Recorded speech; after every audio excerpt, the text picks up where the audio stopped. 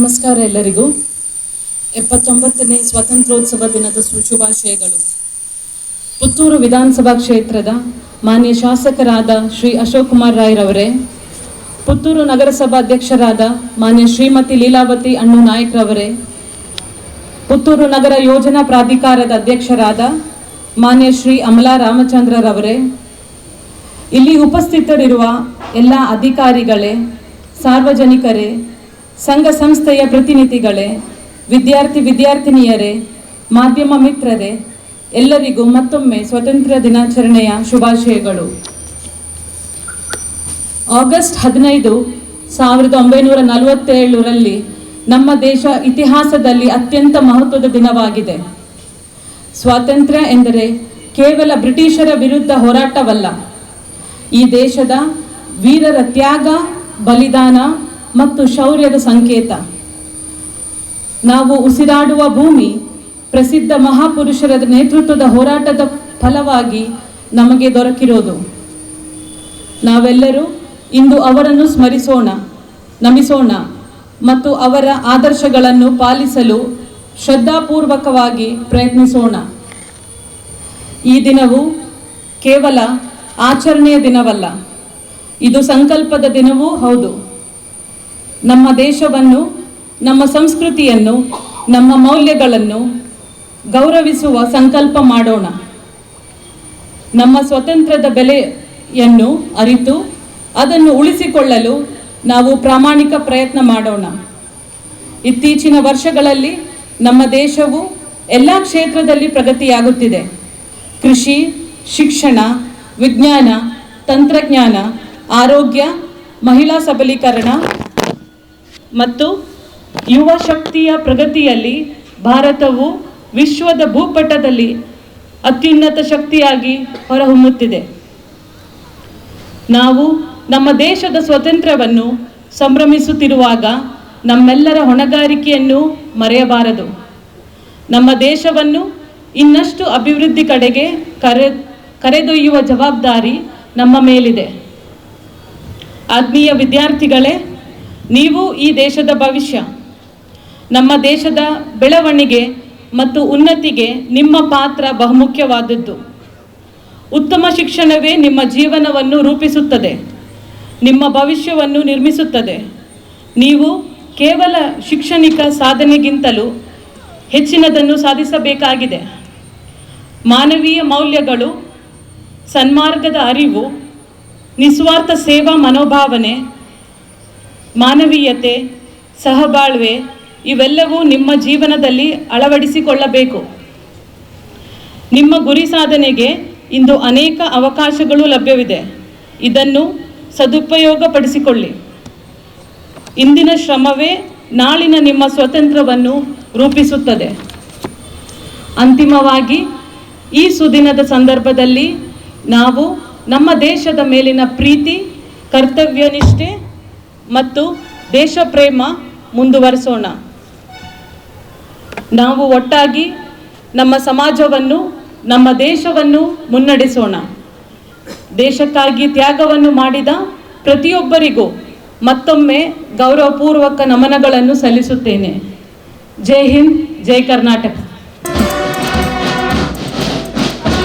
ಅವರನ್ನ ಹಿಂಬಾಲಿಸಿಕೊಂಡು ಪುತ್ತೂರು ಅಗ್ನಿಶಾಮಕ ದಳ ಶಂಕರ್ ಇವರ ನೇತೃತ್ವದಲ್ಲಿ ಆಕರ್ಷಕ ಪಥ ಸಂಚಲನ.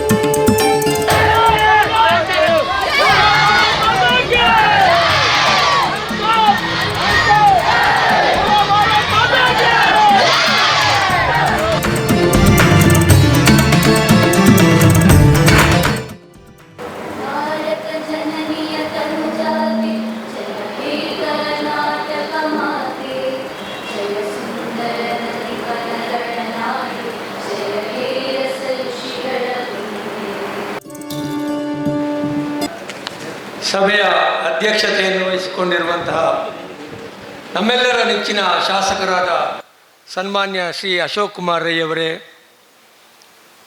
ಇವತ್ತಿನ ಧ್ವಜಾರೋಹಣವನ್ನು ನೆರವೇರಿಸಿದಂತಹ ಅಸಿಸ್ಟೆಂಟ್ ಕಮಿಷನರ್ ಆಗಿರುವಂತಹ ಸ್ಟೆಲ್ಲಾ ವರ್ಗೀಸ್ ಮೇಡಮ್ ಅವರೇ, ವೇದಿಕೆಯಲ್ಲಿರುವಂತಹ ಎಲ್ಲ ಗೌರವಾನ್ವಿತ ಅತಿಥಿಗಳೇ, ಇಲ್ಲಿ ಸೇರಿದಂತಹ ಎಲ್ಲ ನನ್ನ ಪ್ರೀತಿಯ ಈ ದೇಶದ ನಾಗರಿಕ ಬಂಧುಗಳೇ, 79ನೆಯ ಸ್ವಾತಂತ್ರ್ಯ ದಿನಾಚರಣೆಯನ್ನು ನಾವೆಲ್ಲ ಆಚರಣೆ ಮಾಡ್ತಾ ಇದ್ದೇವೆ. ಇಂತಹ ಈ ಶುಭ ಸಂದರ್ಭದಲ್ಲಿ ಮೊದಲನೇದಾಗಿ ದೇಶದ ಸ್ವಾತಂತ್ರ್ಯಕ್ಕಾಗಿ ಹೋರಾಟವನ್ನು ನಡೆಸಿ ವೀರ ಮರಣವನ್ನು ಅಪ್ಪಿದ, ಅದರ ಜೊತೆಗೆ ತ್ಯಾಗ ಬಲಿದಾನಗಳನ್ನು ಮಾಡಿದ, ನಮಗೆ ಸ್ವಾತಂತ್ರ್ಯ ಬರುವುದಕ್ಕೆ ಕಾರಣಕರ್ತರಾದಂತಹ ಎಲ್ಲ ಸ್ವಾತಂತ್ರ್ಯ ಸೇನಾನಿಗಳಿಗೆ ಮೊದಲನೇದಾಗಿ ಶಿರಬಾಗಿ ನಮನಗಳನ್ನು ನಾನು ಸಲ್ಲಿಸ್ತೇನೆ. ಅದರ ಜೊತೆಗೆ ಇವತ್ತು ನಮ್ಮ ಗಡಿಯಲ್ಲಿ ವೈರಿಗಳಿಂದ ನಮ್ಮನ್ನು ರಕ್ಷಣೆ ಮಾಡ್ತಾ ಇರುವಂತಹ ಭಾರತದ ಮಹಾಸೇನೆಗೆ, ದೇಶದ ಒಳಗಡೆ ನಮ್ಮನ್ನು ರಕ್ಷಣೆ ಮಾಡ್ತಾ ಇರುವಂತಹ ದೇಶದ ಎಲ್ಲ ಪೊಲೀಸ್ ಅಧಿಕಾರಿಗಳಿಗೆ, ಪೊಲೀಸಿನ ಎಲ್ಲ ಸಿಬ್ಬಂದಿಗಳಿಗೆ, ಅದೇ ರೀತಿ ನಮ್ಮ ಹೊಟ್ಟೆಗೆ ಅನ್ನವನ್ನು ನೀಡ್ತಾ ಇರುವಂತಹ ಎಲ್ಲ ರೈತರಿಗೆ ನಾನು ಮತ್ತೊಮ್ಮೆ ಶಿರಬಾಗಿ ನಮನಗಳನ್ನು ಸಲ್ಲಿಸ್ತಾ ನನ್ನ ಒಂದೆರಡು ಮಾತುಗಳನ್ನು ನಿಮ್ಮ ಮುಂದೆ ಇಡಲಿಕ್ಕೆ ಇಚ್ಛೆ ಪಡ್ತಾ ಇದ್ದೇನೆ. ಬಂಧುಗಳೇ, ಸ್ವಾತಂತ್ರ್ಯ ದಿನಾಚರಣೆಯನ್ನು ನಾವು ಯಾಕೆ ಆಚರಣೆ ಮಾಡಬೇಕು ಅನ್ನೋದಿದ್ದರೆ ಅದಕ್ಕೆ ಕೆಲವೊಂದು ಮಹತ್ವವಾದ ಕಾರಣಗಳಿವೆ.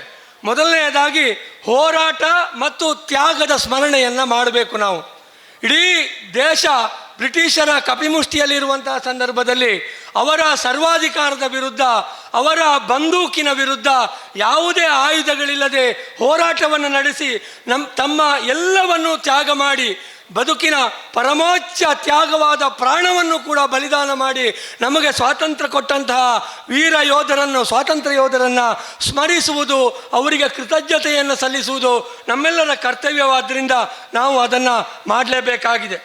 ಎರಡನೇದಾಗಿ ನಾವು ಇಡೀ ದೇಶದ ಏಕತೆಯನ್ನು, ಅಖಂಡತೆಯನ್ನು ಕಾಯ್ದುಕೊಳ್ಳಬೇಕಾಗಿದೆ. ನಮ್ಮ ದೇಶ ಭಾರತ, ಈ ಭಾರತದೊಳಗಿರುವ ನಾವೆಲ್ಲರೂ ಒಂದು, ನಾವೆಲ್ಲರೂ ಸಮಾನರು ಅನ್ನುವಂತಹ ಭಾವವನ್ನು ಬೆಳೆಸಿಕೊಂಡು ಇಡೀ ದೇಶವನ್ನು ಒಗ್ಗಟ್ಟಿನಲ್ಲಿ ತೆಗೆದುಕೊಂಡು ಹೋಗುವ ಜವಾಬ್ದಾರಿ ನಮಗಿದೆ. ಅದನ್ನು ನಾವು ಇವತ್ತು ನೆನಪು ಮಾಡಿಕೊಳ್ಳಬೇಕಾಗಿದೆ. ಆಮೇಲೆ ಪ್ರಜಾಪ್ರಭುತ್ವದ ಹಕ್ಕುಗಳು ಮತ್ತು ಜವಾಬ್ದಾರಿಗಳನ್ನು ನಾವು ನೆನಪಿಸಿಕೊಳ್ಳಬೇಕಾಗ್ತದೆ. ಸ್ವಾತಂತ್ರ್ಯ ಬರಿದೇ ಸ್ವಾತಂತ್ರ್ಯ ಬರುವುದಿಲ್ಲ, ಸ್ವಾತಂತ್ರ್ಯದ ಜೊತೆಗೆ ಜವಾಬ್ದಾರಿಗಳು ಕೂಡ ನಮಗೆ ಬರ್ತದೆ. ಈ ಪ್ರಜಾಪ್ರಭುತ್ವವನ್ನು ರಕ್ಷಣೆ ಮಾಡಬೇಕು. ಪ್ರಜಾಪ್ರಭುತ್ವವನ್ನು ಬುಡಮೇಲುಗೊಳಿಸಬಲ್ಲಂತಹ ಕೆಲವೊಂದು ಏನು ವ್ಯವಸ್ಥೆಗಳು ಏನಿದೆ ಅವುಗಳ ವಿರುದ್ಧ ನಾವು ಗಟ್ಟಿಯಾಗಿ ನಿಲ್ಲಬೇಕು ಮತ್ತು ನಮ್ಮ ಜವಾಬ್ದಾರಿಗಳನ್ನು ದೇಶದ ನಾಗರಿಕರಾಗಿ ನಾವು ಅತ್ಯಂತ ನಿಷ್ಠೆಯಿಂದ ಮಾಡಬೇಕು ಅನ್ನುವಂತಹ ನೆನಪನ್ನು ಮಾಡಿಕೊಳ್ಳುವಂತಹ ಇಂದಿನ ದಿನ. ನಮ್ಮ ಯುವ ಪೀಳಿಗೆ, ಅದರಲ್ಲಿಯೂ ವಿಶೇಷವಾಗಿ ವಿದ್ಯಾರ್ಥಿಗಳು ಇಡೀ ದೇಶದ ಭವಿಷ್ಯ ಅಂತ ನನಗೆ ಅನ್ನಿಸ್ತದೆ. ಈ ಭವಿಷ್ಯಕ್ಕೆ ಸರಿಯಾದ ಮಾರ್ಗದರ್ಶನ, ಸರಿಯಾದ ವಿದ್ಯಾಭ್ಯಾಸ, ಅವರಿಗೊಂದು ದಾರಿಯನ್ನು ಕೊಡುವಂತಹ ಜವಾಬ್ದಾರಿ ನಮ್ಮೆಲ್ಲರ ಮೇಲಿದೆ. ಇದನ್ನು ಕೂಡ ನಾವು ಈ ಸಂದರ್ಭದಲ್ಲಿ ನೆನಪಿಸಿಕೊಂಡು ನಮ್ಮ ಕರ್ತವ್ಯವನ್ನು ಮಾಡಬೇಕಾಗ್ತದೆ. ಇದರ ಜೊತೆಗೆ ನಾವು ಪ್ರಗತಿಯ ಸಂಕಲ್ಪವನ್ನು ಮಾಡಬೇಕು. ಯಾವತ್ತು ಕೂಡ ನಾವು ಒಂದು ಅಡಿ ಮುಂದೆ ಹೆಜ್ಜೆಯನ್ನು ಇಟ್ಟರೆ ಅದು 1000 ಯೋಜನೆಗಳ ದೂರವನ್ನು ನಮಗೆ ಕ್ರಮಿಸಲಿಕ್ಕೆ ಸಾಧ್ಯ ಆಗ್ತದೆ. ಅಭಿವೃದ್ಧಿಯ ಪಥದಲ್ಲಿ 47 ಆಗಸ್ಟ್ 15 ನಂತರ ದಾಪುಗಾಲಿಡುತ್ತಾ ಬಂದಂತಹ ನಮ್ಮ ದೇಶ ಭಾರತ ಇವತ್ತು ಈ ಸ್ಥಿತಿಗೆ ಬಂದಿದೆ. ಇನ್ನಷ್ಟು ಮುಂದಕ್ಕೆ ವಿಶ್ವದ ಬಲಾಢ್ಯ ದೇಶವಾಗುವತ್ತ ನಾವು ನಮ್ಮ ಪ್ರಗತಿಯ ಸಂಕಲ್ಪವನ್ನು ಮಾಡಬೇಕಾಗಿದೆ.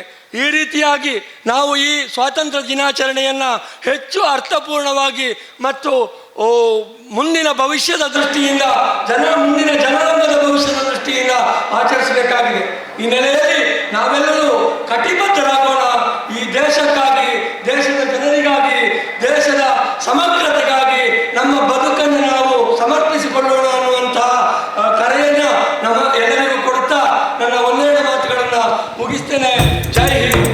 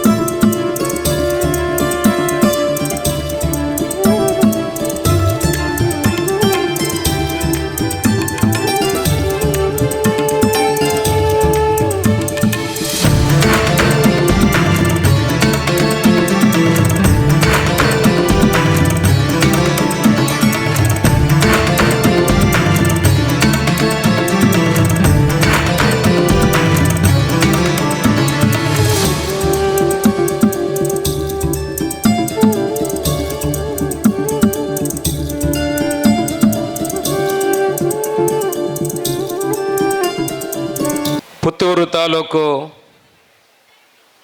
ರಾಷ್ಟ್ರೀಯ ಹಬ್ಬಗಳ ಆಚರಣಾ ಸಮಿತಿ ಆಯೋಜನೆ ಮಾಡಿದಂಥ 79ನೇ ಸ್ವಾತಂತ್ರ್ಯೋತ್ಸವದ ದಿನಾಚರಣೆಯ ಸಭಾ ಕಾರ್ಯಕ್ರಮದಲ್ಲಿ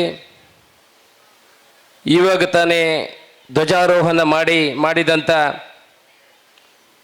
ಪುತ್ತೂರಿನ ಮಾನ್ಯ ಸಹಾಯಕ ಆಯುಕ್ತರಾದಂಥ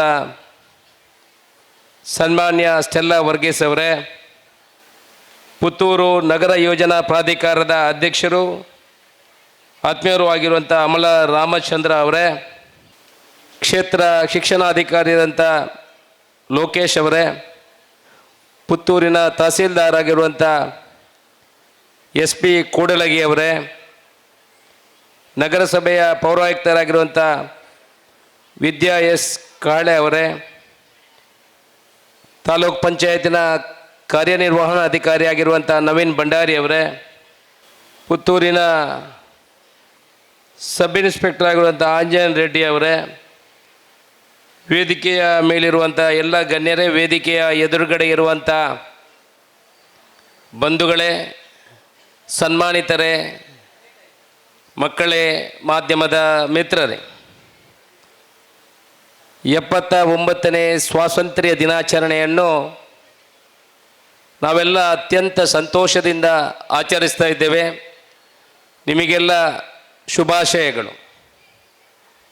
ಇಂದು ನಾವು ಕೇಸರಿ, ಬಿಳಿ, ಹಸಿರು 3 ತ್ರಿವರ್ಣ ಬಣ್ಣದ ಧ್ವಜವನ್ನು ಹಾರಿಸಿ ರಾಷ್ಟ್ರಗೀತೆಯನ್ನು ಹಾಡುವಾಗ ನಮಗೆ ತ್ಯಾಗ ಮತ್ತು ಬಲಿದಾನಗಳ ನೆನಪಾಗ್ತದೆ. ಅದನ್ನು ಸ್ಮರಿಸುವಂಥ ದಿವಸ ಇದಾಗಿದೆ. ಈ ದಿನವು ನಮ್ಮ ಪೂರ್ವಜರ ಧೈರ್ಯ, ಮನೋಭಾವ, ಸ್ವಾತಂತ್ರ್ಯದ ನಂಬಿಕೆಯ ವಿಜಯವನ್ನು ಸೂಚಿಸ್ತದೆ. ನಮ್ಮ ಸ್ವಾತಂತ್ರ್ಯಕ್ಕಾಗಿ, ನಮ್ಮ ಸ್ವಾಡಳಿತ ಹಕ್ಕಿಗಾಗಿ ಮತ್ತು ಸ್ವತಂತ್ರರು ಎಂದು ಹೆಮ್ಮೆಯಿಂದ ಕರೆಯಬಹುದಾದ ಭೂಮಿಯಲ್ಲಿ ವಾಸಿಸುವ ಸವಲತ್ತುಗಳನ್ನು ಅವಿರತವಾಗಿ ಹೋರಾಡಿ ತ್ಯಾಗವನ್ನು ಮಾಡಿದಂಥ ಎಲ್ಲ ವೀರರನ್ನು ನಾವು ಇವತ್ತು ಗೌರವಿಸುವಂಥ ದಿನ ಆಗಿದೆ. ಸಾವಿರಾರು ಜನ ತ್ಯಾಗ ಬಲಿದಾನಗಳನ್ನು ಇವತ್ತು ಮಾಡಿದ್ದಾರೆ. ಕಿತ್ತೂರು ರಾಣಿ ಚೆನ್ನಮ್ಮ, ಲಕ್ಷ್ಮೀಬಾಯಿ, ಮಹಾತ್ಮ ಗಾಂಧೀಜಿ, ಬಾಲಗಂಗಾಧರ ತಿಲಕ್, ಸುಭಾಷ್ ಚಂದ್ರ ಬೋಸ್, ಲಾಲಾ ಲಜಪತ್ ರಾಯ್, ಭಗತ್ ಸಿಂಗ್ ಇಂಥ ಒಂದಷ್ಟು ನಾಯಕರನ್ನು ನಾವು ಇವತ್ತು ನೆನಪಿಸುವ ದಿವಸ ಆಗಿದೆ. ಬ್ರಿಟಿಷರಿಂದ ನಮಗೆ ಸ್ವಾತಂತ್ರ್ಯ ಸಿಕ್ಕಿದೆ. ಆದರೆ ಭಾರತದಲ್ಲಿ ದೌರ್ಜನ್ಯ, ಕಿರುಕುಳ, ಹಿಂಸಾಚಾರ, ಕೋಮುವಾದ, ಭ್ರಷ್ಟಾಚಾರ ಅನೇಕ ಪ್ರಕರಣಗಳು ಪ್ರತಿನಿತ್ಯ ವರದಿಯಾಗುತ್ತಿರುವುದು ನಿಮಗೆಲ್ಲ ಗೊತ್ತಿರುವಂಥ ಸಂಗತಿ. ಬ್ರಿಟಿಷರಿಂದ ಸ್ವಾತಂತ್ರ್ಯವನ್ನು ಪಡ್ಕೊಂಡ ನಂತರ ಭಾರತ ದೇಶವು ಹಲವು ಮೈಲುಗಲ್ಲುಗಳನ್ನು ಕಂಡಿದೆ. ಆರ್ಥಿಕತೆ, ರಾಜಕೀಯ, ತಂತ್ರಜ್ಞಾನ, ವಿಜ್ಞಾನ, ಮೂಲ ಸೌಕರ್ಯಗಳು, ಈ ಎಲ್ಲ ಕ್ಷೇತ್ರಗಳಲ್ಲೂ ಸಹ ಅನೇಕ ಸಾಧನೆಗಳನ್ನು ಮಾಡಿದ ಸಾಕ್ಷಿಯಾಗಿದೆ. ಆದ್ದರಿಂದ ನಾವು ನಮ್ಮ ಧ್ವಜಗಳನ್ನು ಎತ್ತರಿಗೆ ಹಾರಿಸೋಣ. ನಮ್ಮ ಧ್ವನಿಗಳು ಜೋರಾಗಿ ಮತ್ತು ನಮ್ಮ ಹೃದಯಗಳು ಹೆಮ್ಮೆಯಿಂದ ತುಂಬಿದೆ. ಈ ದಿನವನ್ನು ಸಂತೋಷದಿಂದ, ಕೃತಜ್ಞತೆಯಿಂದ ಮತ್ತು ರಾಷ್ಟ್ರವನ್ನು ಶ್ರೇಷ್ಠವಾಗಿ ತತ್ವಗಳ ನವೀಕೃತ ಬದ್ಧತೆಯಿಂದ ಆಚರಿಸೋಣ. ನಮಗೆಲ್ಲ ಇವತ್ತು ಸಂತೋಷದ ದಿವಸ ಆಗಿದೆ. ಇವತ್ತು ನಮ್ಮ ದೇಶಕ್ಕೆ 79 ವರ್ಷಗಳು ಸ್ವಾತಂತ್ರ್ಯವನ್ನು ಪಡ್ಕೊಂಡು ಆಗಿದೆ. ನಾವು ಬೇರೆ ದೇಶಗಳಿಗೆ ತುಲನೆ ಮಾಡಿದರೆ ನಮ್ಮ ದೇಶ ಸುಮಾರು 150 ವರ್ಷಗಳ ಹಿಂದಿದೆ. ನಿಮಗೆಲ್ಲ ಗೊತ್ತಿರ್ಬೋದು. ಅದರಲ್ಲೂ ಪುತ್ತೂರು ಅತ್ಯಂತ ಒಂದು ವಿಶೇಷತೆಯ ತಾಲೂಕು ಅಂತ ನಾವು ಹೇಳ್ಬೋದು. ಯಾಕಂತಂದರೆ ಮಹಾತ್ಮ ಗಾಂಧಿಯವರು ಈ ಪುತ್ತೂರಿಗೆ 1934ರಲ್ಲಿ ಭೇಟಿ ಕೊಟ್ಟಿದ್ದರು. ಅವರು ನಮ್ಮ ಪಕ್ಕದ ತಾಲೂಕಾದ ಸುಳ್ಯಕ್ಕೆ ಬಂದು, ಅಲ್ಲಿಂದ ಕಾಲ್ನಡಿಗೆಯಿಂದ ಪುತ್ತೂರಿಗೆ ಬಂದು, ಪುತ್ತೂರಿನಲ್ಲಿ ನಮ್ಮ ಬಪ್ಪಳಿಗೆಯಲ್ಲಿ ಶಿವರಾಮ್ ಕಾರಂತರವರ ಮನೆಯಲ್ಲಿ ಒಂದಷ್ಟು ಸಮಯ ತಂಗಿ, ಆನಂತರ ಪುನಃ ನಮ್ಮ ಬಸ್ ಸ್ಟ್ಯಾಂಡ್ ಹತ್ತಿರುವಂಥ ಗಾಂಧಿ ಕಟ್ಟೆಗೆ ಬಂದು ಅಲ್ಲಿ ಸಾರ್ವಜನಿಕರನ್ನು ಉದ್ದೇಶಿಸಿ ಭಾಷಣ ಮಾಡಿದಂಥ ಇತಿಹಾಸ ಇದಕ್ಕೆ ಇದೆ. ಆಗ ಇಲ್ಲಿಯವರೆಲ್ಲ ಸೇರಿ ಅವರಿಗೆ 3 ಬಂಗಾರದ ಚೈನುಗಳನ್ನು ಕೊಟ್ಟು ಆ 3 ಬಂಗಾರದ ಚೈನುಗಳಲ್ಲಿ ಒಂದು ಚೈನನ್ನು ಅವರಲ್ಲಿ ಮರೆತು ಹೋಗಿದ್ರು. ಆ ಚೈನನ್ನು ಇಲ್ಲಿ ಮಾರಾಟ ಮಾಡಿ, ಬಂಗಾರದ ಚೈನನ್ನು ಮಾರಾಟ ಮಾಡಿ ಇಲ್ಲಿ ಒಂದು ಬಾವಿಯನ್ನು ನಮ್ಮ ಬಪ್ಪಳಿಗೆಯಲ್ಲಿ ಮಾಡಿದ್ದಾರೆ. ಆ ಬಾವಿ ಇವಾಗಲೂ ಇದೆ. ಆನಂತರ ಇಲ್ಲಿಯ ಎಲ್ಲ ಪ್ರಮುಖರು ಶಿವರಾಮ ಕಾರಂತರು ಸೇರಿ ಅವರಿಗೆ ಪತ್ರವನ್ನು ಬರೀತಾರೆ.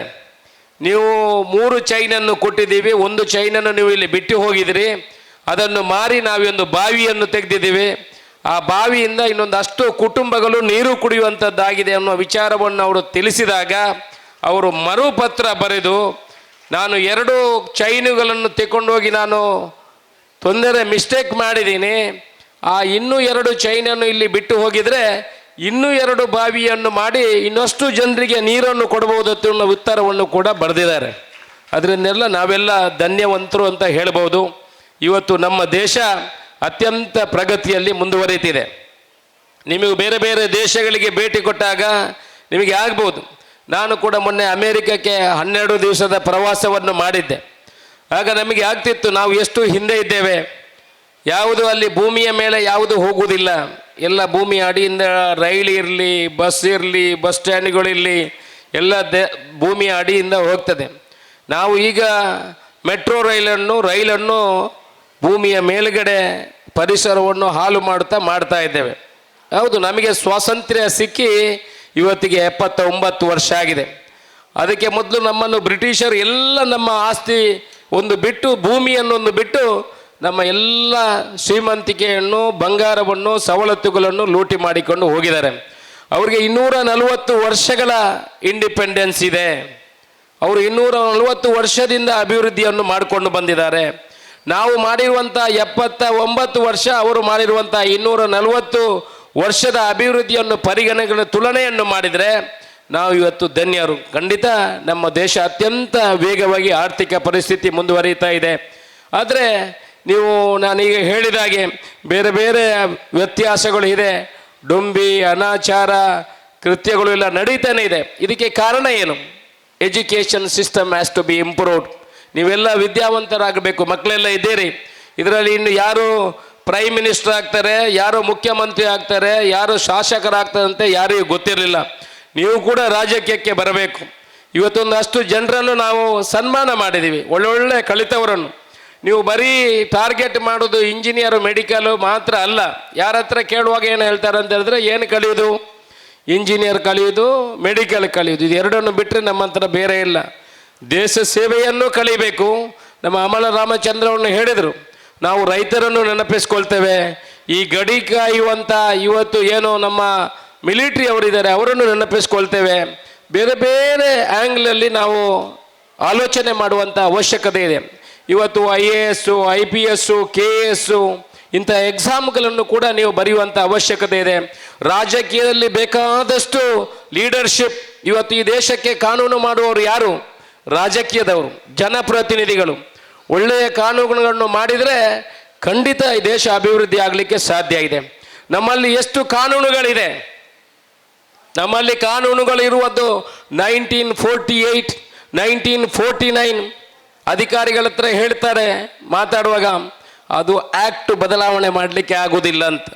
ನಾವು ಆ್ಯಕ್ಟನ್ನು ಮೊನ್ನೆ ಹೇಳಿದೆ, ಆ್ಯಕ್ಟನ್ನು ನಾವು ಬದಲಾವಣೆ ಮಾಡಲಿಕ್ಕೆ ಇರುವುದು. ಯಾವ ಆ್ಯಕ್ಟನ್ನು ಬದಲಾವಣೆ ಮಾಡಬಹುದು? ಸುಮಾರು 6,000ರಿಂದ 7,000ದವರೆಗೆ ಡೆಡ್ ಲಾಸ್ ಅಂದರೆ ಕಾನೂನುಗಳು ನಮ್ಮ ಹತ್ರ ಇದೆ. ನಮ್ಮ ಕಾನೂನಿನಲ್ಲಿ ನಿಮಗೆಲ್ಲ ಗೊತ್ತಿರ್ಬೋದು, ಭಾರಿ ಒಂದು ಪ್ರಜಾಪ್ರಭುತ್ವ ದೇಶ ಆಗಿದ್ದರಿಂದ ಕಾನೂನಿನಲ್ಲಿ ತುಂಬ ತೊಡಕುಗಳಿದೆ. ಕಾನೂನನ್ನು ಮಾಡುವಂಥ ಅವಶ್ಯಕತೆ ಇದೆ. ನಾವು ಮೊನ್ನೆ ಅಮೇರಿಕದಲ್ಲಿ ಆಗಿರುವಂಥ ಒಂದು ಕಾರ್ಯಕ್ರಮದಲ್ಲಿ ಸುಮಾರು 5,000 ಸೆನೆಟ್ಗಳು, ಅಂದರೆ ಅಲ್ಲಿ ಸೆನೆಟ್ಗಳು ಅಂತ MLAಗಳು, ಬೇರೆ ಬೇರೆ ದೇಶದಿಂದ ಬಂದವರು 139 ದೇಶಗಳಿಂದ ಬಂದ ಸೆನೆಟ್ಗಳದರಲ್ಲಿ ಭಾಗವಹಿಸಿದ್ರು. ನಾವು ಇಂಟ್ರ್ಯಾಕ್ಷನ್ ಮಾಡ್ಕೊಂಡಿದ್ದೀವಿ ಒಬ್ಬೊಬ್ಬರ ಹತ್ರ. ಬೇರೆ ಬೇರೆ ದೇಶದಲ್ಲಿ ಪ್ರತಿ ವಾರದಲ್ಲಿ 3 ದಿವಸಕ್ಕೆ ಅಧಿವೇಶನ ನಡೀತದೆ. Their only job is amending laws. ಹೊಸ ಕಾನೂನುಗಳನ್ನು ತರುವುದೇ ಅವರ ಕೆಲಸ. ಯಾಕಂತ ಹೇಳಿದ್ರೆ ಅಲ್ಲಿ ಯಾವುದೇ ರಸ್ತೆ ಮಾಡುವಂಥದ್ದು, ಇಲ್ಲಾಂದರೆ ಡ್ರೈನ್ ಮಾಡುವಂಥದ್ದು, ನೀರಿನ ವ್ಯವಸ್ಥೆ ಆಲ್ರೆಡಿ ಅವರಿಗೆ ಮಾಡಿ ಆಗಿದೆ. ಅವರು ಪ್ರತಿ ವಾರದಲ್ಲಿ 3 ಸಲ ಕೂತು ಹಳೆಯ ಕಾನೂನುಗಳಿಗೆ ಬದಲಾವಣೆ ತರುವಂಥ ಕೆಲಸವನ್ನು ಮಾಡ್ತಾರೆ. ನಮ್ಮ ದೇಶದಲ್ಲೂ ಕೂಡ ಕಾನೂನಿಗೆ ಬದಲಾವಣೆ ಕೊಡುವಂಥ ಕೆಲಸಗಳು ಆಗುವಂಥ ಅವಶ್ಯಕತೆ ಇದೆ. ಇದರಿಂದ ದೇಶದ ಚಿತ್ರಣವನ್ನು ಬದಲಾವಣೆ ಮಾಡಲಿಕ್ಕೆ ಸಾಧ್ಯ. ಆರ್ಥಿಕ ಪರಿಸ್ಥಿತಿಯನ್ನು ಮೇಲೆ ತರುವಂಥ ಅವಶ್ಯಕತೆ ಇದೆ. ಇವತ್ತು ಪುತ್ತೂರಿನ ಅಭಿವೃದ್ಧಿ ಆಗ್ತಾ ಇದೆ. ನೀವು ಗೊತ್ತಿರಬಹುದು, ಕುಡಿಯುವ ನೀರಿಗೆ ಸರ್ಕಾರದಿಂದ ಸುಮಾರು 1,010 ಕೋಟಿ ರೂಪಾಯಿ ಬಂದಿದೆ. ಇವತ್ತು ಉಪ್ಪಿನಂಗಡಿ ದೇವಸ್ಥಾನಕ್ಕೆ 342 ಕೋಟಿ ರೂಪಾಯಿ ಬಂದಿದೆ. ನಮಗೆ ಇಲ್ಲಿ ಒಳ್ಳೆಯ ರೀತಿಯ ಗ್ರೌಂಡ್ ನಿರ್ಮಾಣ ಮಾಡಬೇಕು ಅನ್ನೋ ದೃಷ್ಟಿಕೋನ ಇಟ್ಕೊಂಡು ಸುಮಾರು 15 ಎಕರೆ ಜಾಗವನ್ನು ನಾವು ಮುಂಡೂರಿನಲ್ಲಿ ಕೊಡುವ ಮುಖಾಂತರ ಸುಮಾರು 9.5 ಕೋಟಿ ರೂಪಾಯಿ ಅದಕ್ಕೆ ಅನುದಾನ ಬರುವಂಥದ್ದಾಗಿದೆ. ಬಿರುಮಲ ಗುಡ್ಡೆಯನ್ನು ಒಂದು ಪ್ರವಾಸೋದ್ಯಮ ತಾಣವನ್ನಾಗಿ ಮಾಡಬೇಕು. ಆ ದೃಷ್ಟಿಕೋನದಿಂದ ಅದಕ್ಕೆ ಸುಮಾರು 4 ಕೋಟಿ ರೂಪಾಯಿ ಅನುದಾನವನ್ನು ಇಟ್ಟಿದ್ದೇವೆ. ಮಾಲಿಂಗೇಶ್ವರ ದೇವಸ್ಥಾನವನ್ನು ಅಭಿವೃದ್ಧಿ ಮಾಡಬೇಕನ್ನೋ ಕಲ್ಪನೆಯಲ್ಲಿ ಸುಮಾರು 60 ಕೋಟಿ ರೂಪಾಯಿಯ ಮಾಸ್ಟರ್ ಪ್ಲಾನನ್ನು ಮಾಡಿ ಮುಂದಿನ ದಿವಸಗಳಲ್ಲಿ ಅದನ್ನು ಇಂಪ್ಲಿಮೆಂಟ್ ಮಾಡುವಂಥ ಕೆಲಸವನ್ನು ಮಾಡಿದ್ದೇವೆ. ನಿಮಗೆಲ್ಲ ಗೊತ್ತಿದೆ, ಪುತ್ತೂರಿಗೆ ಈ ಸಲ ಸುಮಾರು 10-25 ವರ್ಷದ ಬೇಡಿಕೆ ಇತ್ತು. ನಮಗೆ ಮೆಡಿಕಲ್ ಕಾಲೇಜ್ ಇಲ್ಲಿಗೆ ಬೇಕು, ನಮ್ಮ ಹತ್ರ ಸರಿಯಾದ ಆಸ್ಪತ್ರೆಗಳು ಇಲ್ಲ. ಸರ್ಕಾರಿ ಆಸ್ಪತ್ರೆಗೆ ದಿವಸಕ್ಕೆ ಸುಮಾರು 650ರಿಂದ 700 ಪೇಷಂಟ್ಗಳು, ಇನ್ ಪೇಷಂಟ್ ಮತ್ತು ಔಟ್ ಪೇಷಂಟು 750 ಪೇಷಂಟ್ಗಳು ಸರಾಸರಿ ಬರ್ತಾರೆ. ಇವತ್ತು ಹೃದಯದ ತೊಂದರೆ, ಯಾವುದಾದ್ರೂ ತೊಂದರೆಗಳಿದ್ದರೆ ನಾವು ಮಂಗಳೂರಿಗೆ ಹೋಗಬೇಕಾಗಿದೆ. ಮಂಗಳೂರಿಂದ ವಾಪಸ್ ಬರುವಾಗ ನಾವು ಡೆಡ್ ಬಾಡಿಯನ್ನು ತರುವಂಥ ಪರಿಸ್ಥಿತಿ ನಿರ್ಮಾಣ ಆಗಿದೆ. ಅದಕ್ಕಾಗಿ ನಮಗೆ ಮೆಡಿಕಲ್ ಕಾಲೇಜ್ ಬೇಕು. ಎಲ್ಲ ವ್ಯವಸ್ಥೆಗಳು, ಮೆಡಿಕಲ್ ಕಾಲೇಜ್ ಅಂತ ಹೇಳಿದ್ರೆ ಮೆಡಿಕಲ್ ಆಸ್ಪತ್ರೆ ಬಂದರೆ 450 ಬೆಡ್ಡಿನ ಆಸ್ಪತ್ರೆ ಬಂದರೆ ಅದನ್ನು ಆನಂತರ ಮೆಡಿಕಲ್ ಕಾಲೇಜು ಮಾಡಲಿಕ್ಕೆ ಆಗ್ತದೆ. ಈ ಸಲ ಬಜೆಟಿನಲ್ಲಿ ನಮಗೆ ಮೆಡಿಕಲ್ ಕಾಲೇಜು ಕೂಡ ಮಂಜೂರಾಗಿದೆ. ಮುಂದಿನ ದಿವಸಗಳಲ್ಲಿ ಅದನ್ನು ಕೂಡ ಮಾಡುವಂಥ ಕೆಲಸಗಳು ಇಲ್ಲಿ ನಡೀತಿದೆ. ಒಟ್ಟಿನಲ್ಲಿ ಎಲ್ಲ ಸೆಕ್ಷನ್ಗಳಿಗೂ ವಿದ್ಯಾಭ್ಯಾಸಕ್ಕೆ ನಮ್ಮ ಸರ್ಕಾರ ಸುಮಾರು 2,400 ಕೋಟಿ ರೂಪಾಯಿಯನ್ನು ಮಂಜೂರು ಮಾಡಿದೆ. ಇದರಿಂದ KPSC ಮಾದರಿಯ ಶಾಲೆಗಳನ್ನು ಮಾಡಬೇಕು. ಸರ್ಕಾರಿ ಶಾಲೆಗಳಲ್ಲಿ ಕೂಡ ಕ್ವಾಲಿಟಿ ಎಜುಕೇಷನ್ ಕೊಡುವಂಥ ವ್ಯವಸ್ಥೆಗಳು ಆಗಬೇಕು. ಇವತ್ತು 625ರಲ್ಲಿ 624 ಮಾರ್ಕ್ ಪಡೆದಂಥ ಒಂದು ಹುಡುಗಿಗೆ ನಾವು ಇವತ್ತು ಸನ್ಮಾನ ಮಾಡಿದ್ದೇವೆ ಅಂತ ಹೇಳಿದ್ರೆ ಎಷ್ಟು ಬುದ್ಧಿವಂತರು, ಎಷ್ಟು ಒಳ್ಳೆಯ ಕಲಿಯುವ ಮಕ್ಕಳು ನಮ್ಮ ಪುತ್ತೂರಿನಲ್ಲಿ ಇದ್ದಾರೆ ಅಂತೇಳಿ ನಾವು ಸಂತೋಷ ಪಡಬೇಕು. ಅದರ ಜೊತೆಗೆ ಇನ್ನೊಂದಷ್ಟು ಮಕ್ಕಳಿಗೆ ಕೂಡ ನಾವು ಸನ್ಮಾನವನ್ನು ಮಾಡಿದ್ದೇವೆ. ನಾವೆಲ್ಲ ಕಳೆದ ಬಾರಿ SSLCಯಲ್ಲಿ ಪುತ್ತೂರು ತಾಲೂಕು ರಾಜ್ಯಕ್ಕೆ ಮೊದಲನೇ ಸ್ಥಾನವನ್ನು ಪಡ್ಕೊಳ್ಳುವಂಥ ಕೆಲಸವನ್ನು ಕೂಡ ಮಾಡಿದೆ. ಇವರಿಗೆ ಬೇಕಾಗುವಂಥ ವಿದ್ಯಾಭ್ಯಾಸಕ್ಕೆ ಬೇಕಾಗುವಂಥ ವ್ಯವಸ್ಥೆಗಳನ್ನು ಕೂಡ ಜೋಡಿಸುವಂಥ ಕೆಲಸ ನಮ್ಮ ಮೂಲಕ ಆಗಿದೆ.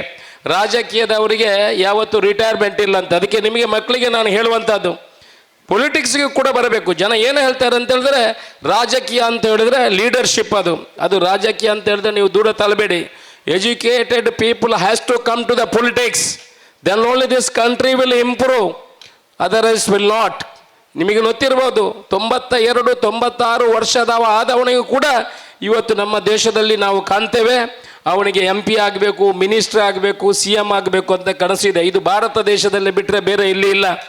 ಅಮೇರಿಕದಲ್ಲಿ ಒಬ್ಬ 2 ಸಲ ಮಾತ್ರ ಪ್ರೆಸಿಡೆಂಟ್ ಆಗ್ಬೋದು, 3ನೇ ಸಲಕ್ಕೆ ಅವಕಾಶ ಇಲ್ಲ. ನಮ್ಮ ದೇಶದಲ್ಲಿ ಸಾಯುವವರೆಗೆ ಬೆಡ್ಡಿಂದ ಏಳುವರೆಗೆ ಆಳ್ಲಿಗದಿದ್ದರೂ ಅವರಿಗೆ ಮಂತ್ರಿ ಆಗುವಂಥ ಕಲ್ಪನೆಗಳು ಇದೆ. ಇದಕ್ಕಿಂತ ದೇಶದಲ್ಲಿ ಮುಂದೆ ಹೋಗಲಿಕ್ಕೆ ಸಾಧ್ಯ ಇಲ್ಲ. ಯುವ ಪೀಳಿಗೆ ಬರಬೇಕು ಮುಂದೆ, ಅವರ ಆಲೋಚನೆಗಳು, ಥಾಟ್ಸ್ ಆರ್ ಡಿಫರೆಂಟ್. ಅದಕ್ಕಾಗಿ ನೀವು ಕೂಡ ರಾಜ್ಯಕ್ಕೆ ಬಂದು ಲೀಡರ್ಶಿಪ್ಪನ್ನು ತಗೊಳ್ಳುವಂಥ ಕೆಲಸವನ್ನು ಮಾಡಬೇಕು. ಎಲ್ಲ ವಿದ್ಯಾವಂತರಾಗಬೇಕು.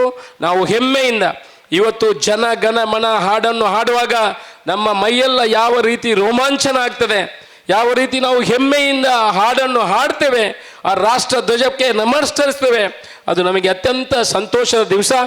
ಎಷ್ಟೋ ಜನ ತ್ಯಾಗ ಬಲಿದಾನ, ನಾವೊಂದಷ್ಟು ಜನರ ಸಂಗೊಳ್ಳಿ ರಾಯಣ್ಣವರ ಫೋಟೋಗೆ ಇವತ್ತು ಪೂಜೆ ಮಾಡುವಂಥ ಕೆಲಸವನ್ನು ಮಾಡಿದ್ದೇವೆ.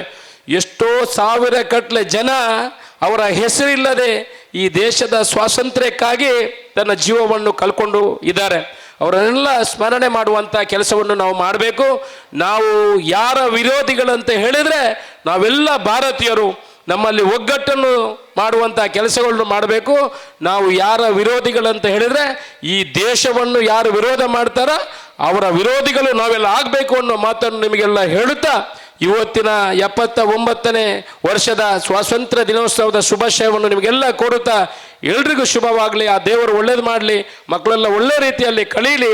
ಈ ಪುತ್ತೂರಿನ ಅಭಿವೃದ್ಧಿಗಾಗಿ ನಿಮ್ಮ ಸಹಕಾರ ಮಾರ್ಗದರ್ಶನ ಇರಲಿ ಅನ್ನೋ ಮಾತನ್ನು ಹೇಳುತ್ತಾ ಎಲ್ರಿಗೂ ಶುಭವನ್ನು ಹಾರೈಸಿದ ನನ್ನ ಮಾತನ್ನು ಮುಗಿಸ್ತೇನೆ. ಜೈ ಹಿಂದ್. ಇಲ್ಲ, ಎರಡು ಕೈಯನ್ನು ಮೇಲೆ ಎತ್ತಿ ಜೈ ಹಾಕಿ ನೋಡ. ಇಷ್ಟೇ ನಮ್ಮ ನಿಮ್ದು. ಇಲ್ಲಿ 600 ಜನ ಇದ್ದಾರೆ, 600 ಚೇರ್ ಇದೆ ನೋಡ. ಜೋರು ಹೇಳಿ ನೋಡ, ಒಮ್ಮೆ ಒಳ್ಳೆ ಎಕ್ಸರ್ಸೈಸ್ ಆದಾಗೆ ಆಗ್ತದೆ. ಬೋಲೋ ಭಾರತ್ ಮಾತಾ ಕಿ! ಬೋಲೋ ಭಾರತ್ ಮಾತಾ ಕಿ! Thank you. ನಮ್ಮ ರಾಷ್ಟ್ರೀಯ ಹಬ್ಬಗಳ ಆಚರಣಾ ಸಮಿತಿಯ ಪರವಾಗಿ ಹೃತ್ಪೂರ್ವಕ ಧನ್ಯವಾದಗಳನ್ನು ನಾವು ಇವತ್ತು ಅರ್ಪಿಸ್ತಾ ಇದ್ದೇವೆ. ಎಟಿಎಂ ಕಾರ್ಡ್ ಮರೆತು ಬಂದೆ, ಅರ್ಜೆಂಟ್ ಆಗಿ ಎಟಿಎಂ ನಿಂದ ಹಣ ಬೇಕಿತ್ತು, ಅಯ್ಯೋ ಏನ್ ಮಾಡೋದು ಈಗ ಅಂತ ಯೋಚಿಸ್ತಿದ್ದೀರಾ? ಚಿಂತೆ ಬಿಟ್ಟು ಬಿಡಿ, ಪುತ್ತೂರು ಒನ್ ಎಟಿಎಂಗೆ ಬನ್ನಿ. ನಿಮ್ಮ ಮೊಬೈಲ್ನಲ್ಲಿರೋ Google Pay, PhonePe, Paytm scanner ಬಳಸಿ ಕಾರ್ಡ್ ಇಲ್ಲದೆಯೇ ಸುಲಭವಾಗಿ ಹಣ ವಿತ್ಡ್ರಾ ಮಾಡಿ. ಹಣ ತೆಗೆಯುವುದು ಮಾತ್ರವಲ್ಲ, ಹಣ ಡೆಪಾಸಿಟ್ ವ್ಯವಸ್ಥೆಯೂ ಲಭ್ಯ. ಈಸಿಯಾಗಿ ಭೀಮ್ ಆಪ್ ಮೂಲಕ ಅಕೌಂಟ್ ಲಿಂಕ್ ಮಾಡಿ Canara bank, bank of Baroda, south India bank, Indian bank, federal bank, central bank, Axis bank, union bank, corporation bank ಹೀಗೆ ಒಟ್ಟು 13 ಬ್ಯಾಂಕ್ ಖಾತೆಗಳಿಗೆ ಒಂದೇ ಎಟಿಎಂ ಮೂಲಕ ಈಸಿಯಾಗಿ ಯುಪಿಐ ಸ್ಕ್ಯಾನ್ ಮೂಲಕ ಡೆಪಾಸಿಟ್ ಮಾಡುವ ವ್ಯವಸ್ಥೆ. ಪುತ್ತೂರಿನ ಕೇಂದ್ರ ಭಾಗಗಳಾದ 3 ಕಡೆ ನಮ್ಮ ಎಟಿಎಂ ಸೌಲಭ್ಯ. ಗಾಂಧಿ ಕಟ್ಟೆ ಬಳಿ ಕೆಎಸ್ಆರ್ಟಿಸಿ ಕಮರ್ಷಿಯಲ್ ಬಿಲ್ಡಿಂಗ್ನ ಫಸ್ಟ್ ಫ್ಲೋರ್, ಪುತ್ತೂರು ಮುಖ್ಯ ರಸ್ತೆಯ ಹರಿಪ್ರಸಾದ್ ಹೋಟೆಲ್ ಎದುರುಗಡೆ. ಇದರೊಂದಿಗೆ ಸುಳ್ಯದ ಕೆಎಸ್ಆರ್ಟಿಸಿ ಬಸ್ ನಿಲ್ದಾಣದಲ್ಲಿಯೂ ಸೇವೆ ನೀಡುತ್ತಿರುವ easy ATM. Puttur one ATM ಬಳಸಿ ಸುಲಭವಾಗಿ ಹಣ ಪಡೆಯಿರಿ, ಹಣ ಡೆಪಾಸಿಟ್ ಕೂಡ ಮಾಡಿ. ಸುದ್ದಿ ಚಾನಲ್, ಕ್ಷಣ ಕ್ಷಣದ ಸುದ್ದಿಗಾಗಿ.